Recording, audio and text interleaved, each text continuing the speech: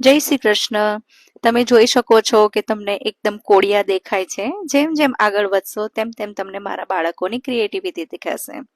અમે આ વર્ષે પણ સ્કૂલ એન્ટરપ્રાઇઝ ચેલેન્જ 2025માં પાર્ટિસિપેટ કર્યું છે. આ વખતના 11 સ્ટુડન્ટ્સના જે તમે જોઈ રહ્યા છો કે અત્યારે એ લોકો કોડિયા રંગી રહ્યા છે, તો આ વખતે એમનું જે વિચાર શક્તિ છે એના પર મને ખૂબ જ ગર્વ છે, કેમ કે એમણે 0% કેપિટલથી જ પોતાનો બિઝનેસ સ્ટાર્ટ કર્યો. સૌથી પહેલા પ્રી બુકિંગ કર્યું. પ્રી બુકિંગ કરીને આ જે દીકરી દેખાય છે એણે કોન બનાવ્યા, એ ઓર્ગેનિક કોન વેચ્યા. એમાંથી અમે આગળ વધ્યા, પાણીપુરી ઘરે બનાવી, એ વેચી, એનો પ્રોફિટ થયો. એમાંથી અમે ભેલ બનાવી. ભેલ પછી એક પેરેન્ટ છે, એમનો ખૂબ ખૂબ આભાર કે અમે સમોસા બનાવ્યા, સમોસા વેચ્યા અને અમે 0% કેપિટલમાંથી 3500 રૂપિયા જેટલો પ્રોફિટ કર્યો.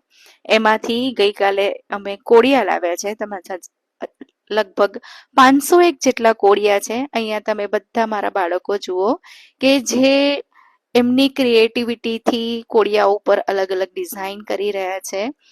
અમારો અહીંયા જે ઇન્ટેન્શન છે એ સેલિબ્રેશનને અલગ રીતે સેલિબ્રેટ કરવાનો, અને આ જે કોડિયા મારા બાળકો વેચશે એમાંથી જે પ્રોફિટ આવશે એ પ્રોફિટમાંથી અમે અલગ અલગ સંસ્થાઓ છે, પછી રાત્રે અમે ડ્રાઈવ પર જઈએ છીએ કે એસએસજી હોસ્પિટલ છે કે પછી બસ સ્ટેશન લઈ લો કે પછી રોડની સાઈડમાં સૂતેલા લોકો લો કે શિયાળાના સમયમાં એમની પાસે ઉડવાનું કશું નથી હોતું, ત્યારે અમે ડ્રાઈવ ચલાવીએ છીએ અને એમને ધાબળા બાય કરીને પછી એમને અમે ઉડાવવા જઈએ છીએ.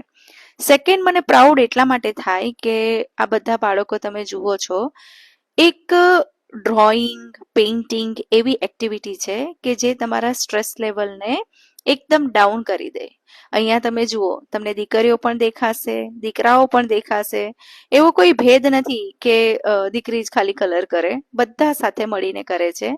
ચેરિટી કરવા માટેનું આ એક સોપાન છે. બીજું કે બાળકોએ જે ઇન્ટરનેશનલ કોમ્પિટિશનમાં પાર્ટિસિપેટ કર્યું છે એ ખાલી 11મું ધોરણ છે, પણ એ લોકોને હેલ્પ કરવા માટે તમને 9th સ્ટાન્ડર્ડ દેખાશે, તમને 10th સ્ટાન્ડર્ડ દેખાશે. એટલે મારી સ્કૂલમાં એવું નથી કે આ મારું કે આ તારું. તમે આગળ જોશો તો ટીચર્સ પણ બેસી ગયા છે અને એ પણ એમનું કોન્ટ્રીબ્યુશન કરી રહ્યા છે. આ જુઓ મારા ટીચર્સ બધા સાથે મળીને એ પણ ડેકોરેશન કરી રહ્યા છે. એટલે દરેક જણ કંઈક ને કંઈક નવું નવું શીખી રહ્યું છે.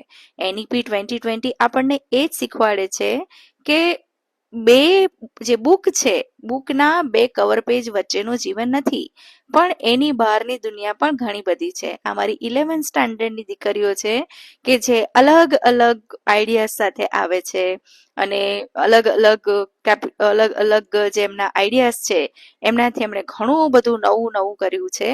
આઈ એમ પ્રાઉડ ઓફ યુ બેટા. આ અમારા ફ્યુચર IAS છે. જુઓ કેટલી સારી ડિઝાઇન બનાવી રહ્યા છે. બાજુમાં પણ અમારા સ્કોલર બેઠા છે. તમે જુઓ એમની પાસે કુલડી છે, તો કોડિયા છે. આ જુઓ અમારા કબડ્ડી પ્લેયર છે. એટલે દરેક જણની અંદર કંઈક ને કંઈક કળા રહેલી છે અને એ પ્રમાણે એ લોકો વર્ક કરી રહ્યા છે. તમે જેમ જેમ બ્લોગમાં આગળ વધશો તેમ તેમ તમને મારા બાળકોની ક્રિએટિવિટી દેખાશે.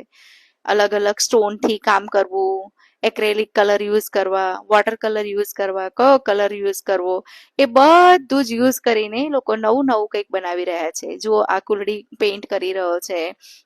એટલે દરેક બાળક પાસે કંઈક ને કંઈક છે કે જે ના તો કોઈ એવું નથી કે અમારે એમને કહેવું પડતું કે તમે આ કરો. બધા વોલેન્ટરીલી કામ કરી રહ્યા છે. આ વર્ષે પણ ગયા વર્ષે પણ અમે પાર્ટિસિપેટ કર્યું હતું સ્કૂલ એન્ટરપ્રાઇઝ ચેલેન્જમાં, પણ ગયા વર્ષે અમને સ્કૂલમાંથી અમે ફંડ લીધો હતો. બટ આ વખતે અમે ઇન્સ્પાયર થયા છે પ્રભુપાદથી, જે ઇસ્કોનના ફાઉન્ડર છે કે જેમણે 0% કેપિટલમાં ઇસ્કોન ઊભું કર્યું હતું. તો 11th સ્ટાન્ડર્ડના સ્ટુડન્ટ્સ પણ સ્ટાર્ટઅપ માટે જે અલગ અલગ રીતથી એમણે 3500 રૂપીસ કલેક્ટ કર્યા. અત્યારે તમને ખબર છે કે મોંઘવારી છે, સ્ટાર્ટઅપ કરવો કેટલો અઘરો છે. એની અંદર જ્યારે બાળકો પોતે 0%માંથી 3500 રૂપિયા ભેગા કરવા, એ એઝ અ પ્રિન્સિપલ મને તો ખૂબ જ પ્રાઉડ ફીલ થાય છે. ભલે અમે કોમ્પિટિશન જીતીએ કે ના જીતીએ, પણ બાળક જે નવું નવું શીખે છે એ એમને ભવિષ્યમાં જરૂર કામ આવશે. Thank you.